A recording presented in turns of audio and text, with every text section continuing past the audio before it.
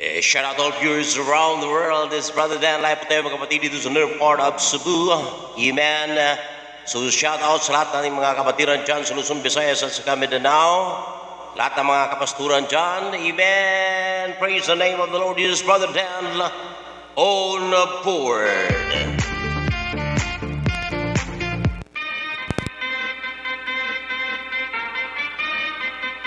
Amen, amen, amen, amen, amen, amen, amen, hallelujah. So nandito po tayo mga kapatid, sumakang ito upang ipagpatuloy po natin mga kapatid ang ating ulayunin ng ating Diyos Ama upang ating ip-spread out ang kabutihan ng Ama. Amen. Let us spread out the beauty and the goodness of God around the world. Praise the name of the Lord Jesus Christ. Hallelujah. So sa umagang ito ating pong ipagpatuloy po natin mga kapatid ang ating pagsusuri. Praise the name of the Lord sa salita ng ating Panginoong Jesucristo. So let us study very careful. Amen. Sa gospel of the Lord Jesus Christ. At every morning, so we are live, amen, so that the Word of God will be spread out to the whole world. Because the Word of God needs humanity, amen. If you are human, then you need the Word of God. Praise the name of the Lord. Because we are sinners before Him. Glory to the name of God. What the Bible tells us, for all have sinned and come short of the glory of God. Glory to the name of Jesus. For all have sinned and come short of the glory of God. That's why we need a Savior. We need the Word of God. Glory to the name of the Lord Jesus Christ. In the last days, the Bible tells us, in the book of Hebrews, chapter 1, says, ito po ang nakasulat, mga kapatid. The book of Hebrews, chapter 1,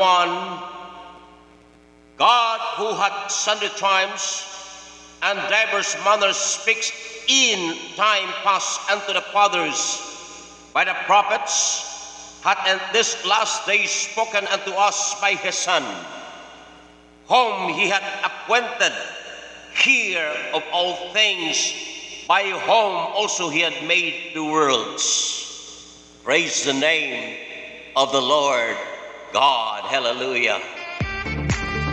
Ano po ang nakasulat sa Biblia, mga kapatid? Amen.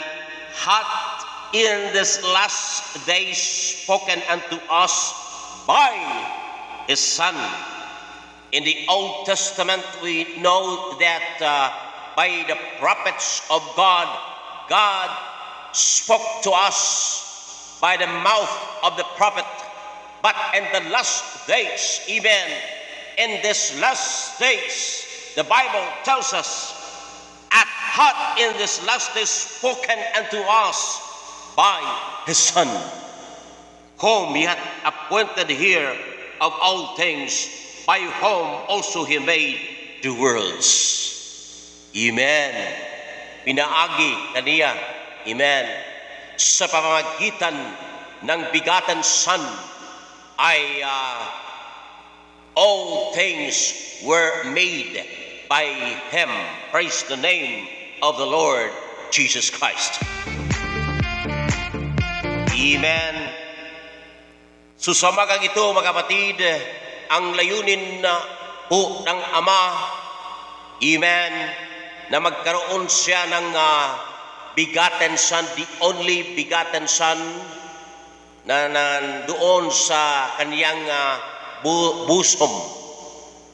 What the Bible tells us, the begotten Son is in the bosom of the Father, and he hath declared him. Because the Father or the Almighty God is the invisible God. We cannot able to see the invisible things. We cannot able to see the invisible God. Because God is a spirit. Our God is not human. Our God is not material things. But our God is invisible God, the Spirit. The Bible tells us in the book of John chapter 4 verse 24, God is a spirit, and to those who worship Him must worship Him in spirit and in truth. Praise the name of the Lord. Glory to the name of the Lord Jesus Christ. Hebrews chapter 1 verse 3, the Bible tells us, who being the brightness of His glory and the express image of His person, and upholding all things by the word of His power, when He had by Himself forged our sins, sat down on the right hand of the majesty on high. Praise the name of the Lord God, being made so much better than the angels, as He had by inheritance obtained more excellent name than they. For unto which of the angels said He at any time, Thou art my Son, this day have I begotten thee. And again, I will know him a father, and he shall be to me a son. And again, when he bringeth in the first begotten into the world, he said, and let all the angels of God worship Him. Praise the name of the Lord. Let all the angels in heaven worship the begotten Son. And of the angels it said, who maketh His angels spirit and His ministers a flame of fire. But unto the Son He saith, Thy throne, O God, is forever and ever. A sceptre of righteousness is the sceptre of Thy kingdom. Thou hast loved righteousness and hated iniquity. Therefore God, even thy God, hath appointed thee with the oil of gladness above thy fellows.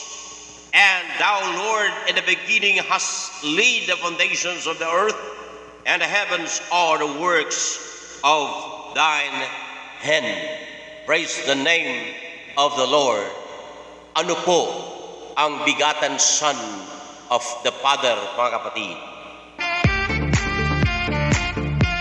Ati pong susuriin sa salita ng ating Panginoong Jesucristo, the gospel of the kingdom, the gospel. So sa Biblia ay mayroong 3 synoptic gospel and mayroong autoptic gospel. Sa Papyrus 66, ito po ay tinatawag na the Book of John. At ang the Book of John ay galing po sa Papyrus 66. Amen. Praise the name of the Lord Jesus Christ. And I would like to share with us, amen, from the Papyrus 66. Glory to the name of the Lord this morning. Amen. What the Bible tells us and what the Papyrus 66 is talking about. In the book of John chapter 1 verse 18, no man hath seen God at any time.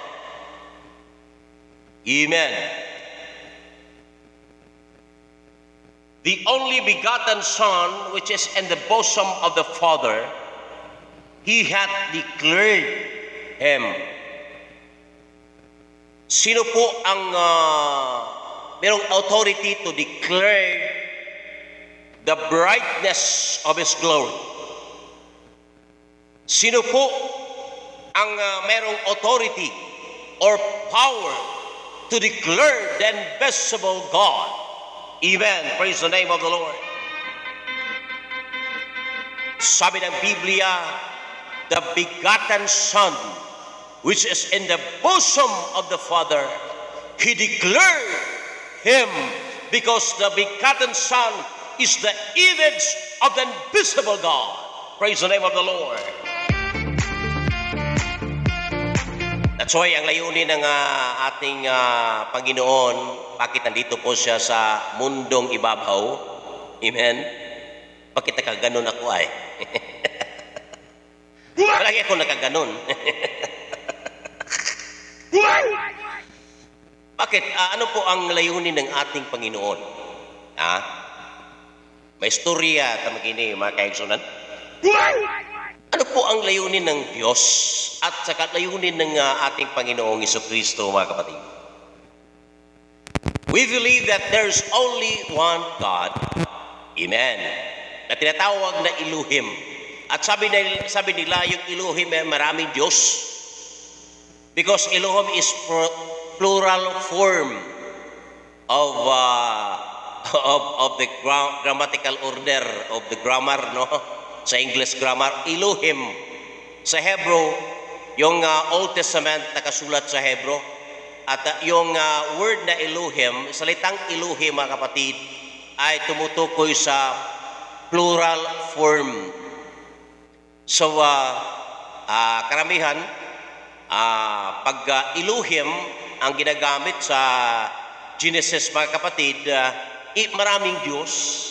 At sabi ng mga friend natin ng mga Trinitarian, ay ito po yung three person, Father, Son, and Holy Spirit, mga kapatid. So tinatawag na Elohim. Let us make man in our image. Yun, bata yun yung tatlong persona. Sabi nila, mga kapatid, but ano po ang Elohim? Amen. Praise the name of the Lord. That's why the begotten Son, He came to this world to proclaim the right meaning of Elohim. Praise the name of the Lord. Karamihan, mga kapatid, hindi nakaunawa kung ano ang Elohim.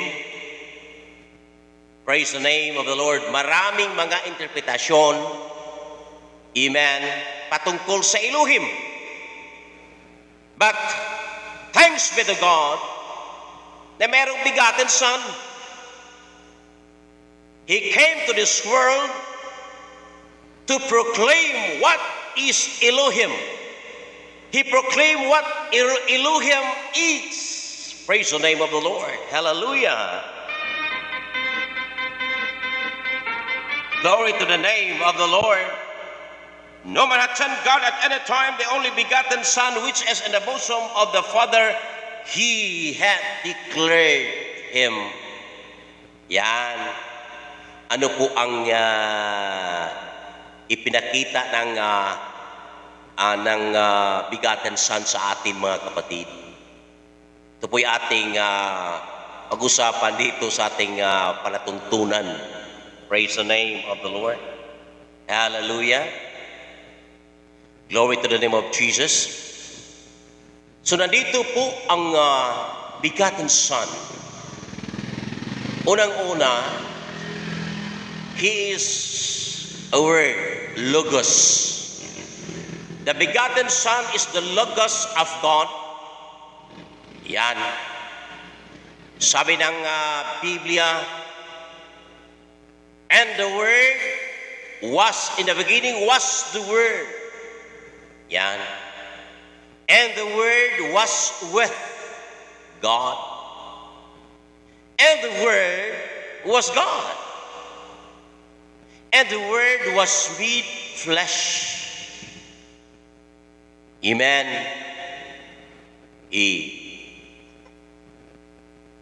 Dalawa ng Diyos mo, Father Dan.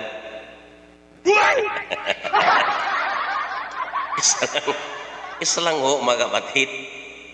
We believe that there is only one God the Father. meron namang begotten son. Amen. Meron namang begotten son. Hindi naman tayo maka-eskapo dyan. We cannot deny the begotten son. We cannot deny the Son of God. Hallelujah. So, sino po yung begotten son? Yan. Ate pong susuriin sa Biblia, mga kapatid. John chapter 3, verse 66 yata. We focus sa verse 66. Ito po ang nakasulat, mga kapatid. For God, Theos, sa Grego, for God, the Almighty Father, for God so loved the world. Merong heart ang God dito, mga kapatid. Pag hindi persona ang Diyos dito, mga kapatid, bakit meron siyang affections? Meron siyang pagbati, meron siyang feelings, emotions. Amen. So ang Diyos na ating dakilang Diyos, mga kapatid, we believe that He is a person. Even His invisible being, even He is an invisible God. We cannot able to see Him, but He is a person. Amen. He is a person, not exactly, not totally human. We cannot say that our God is human. Praise the name of the Lord. But He called a person. Bakit? For God so loved the world. Meron siyang emotions. Meron siyang feelings, mga kapatid. That He gave His only begotten Son. Meron siyang anak.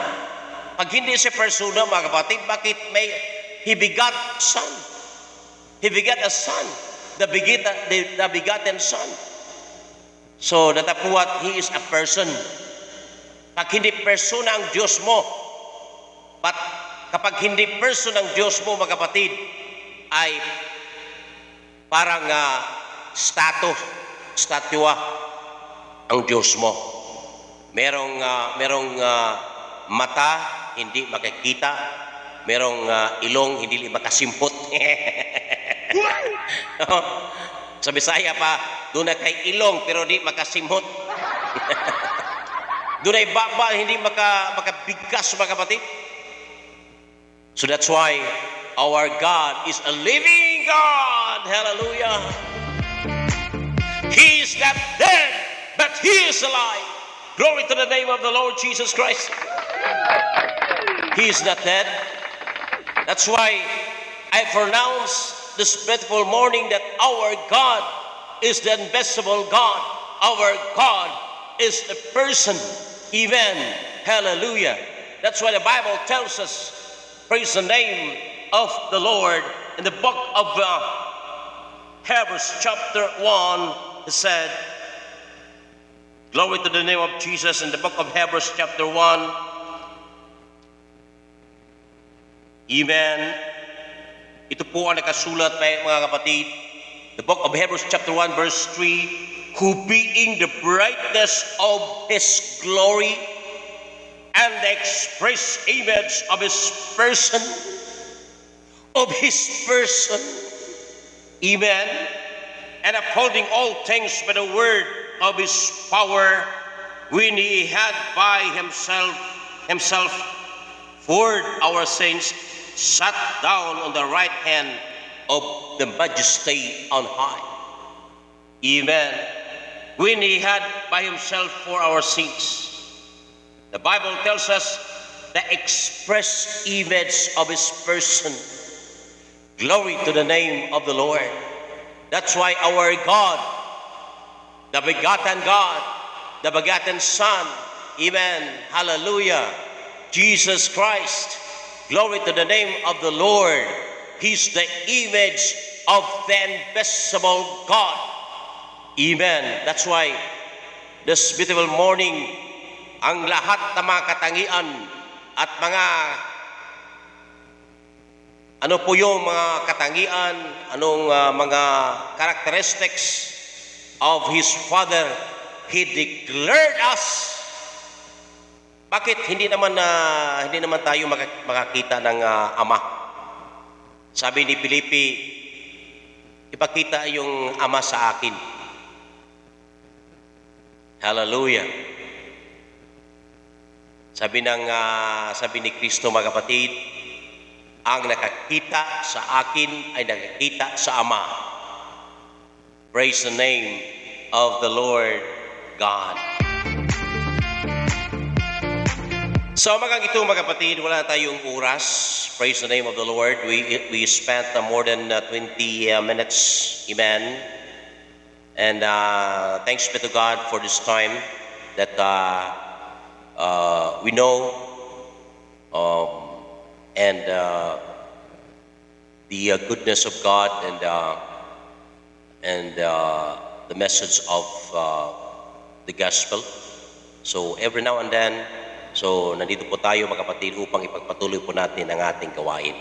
So this is Brother Dan on board. Bye-bye.